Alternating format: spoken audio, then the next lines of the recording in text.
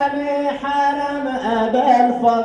kalkmasan kan veriyorum ebel far kalkmasan kan veriyorum ebel far kalk beklerim seni haram ahsen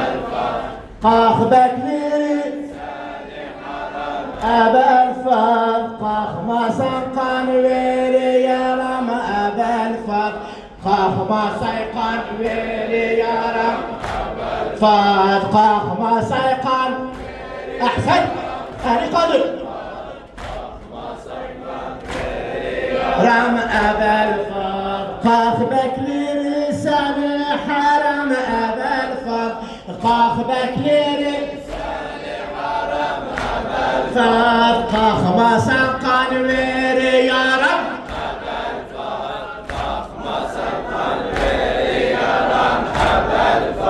kalk beklerim seni haram ebel fat kalk beklerim seni haram ebel fat kalkmasan kan veriyorum Türkmen sesli Ahsen kalkmasan kan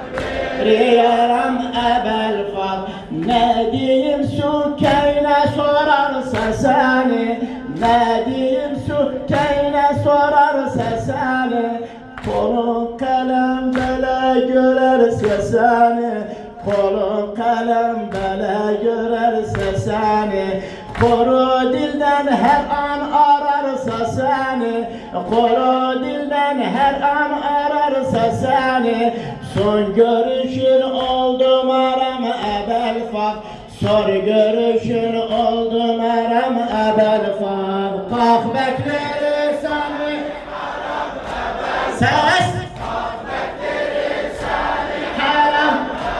ebel fat kalkma saykan veriyorum ebel fat kalkma saykan veriyorum ebel fat kalkma saykan veriyorum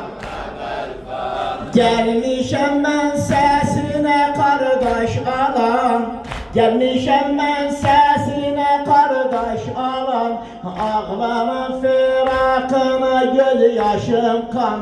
ağlarım firakına göz yaşım kan kalk görmenin etti dahi bu hicran kalk görmeni ne etti dahi hicran safadan tükendi aram ebel fat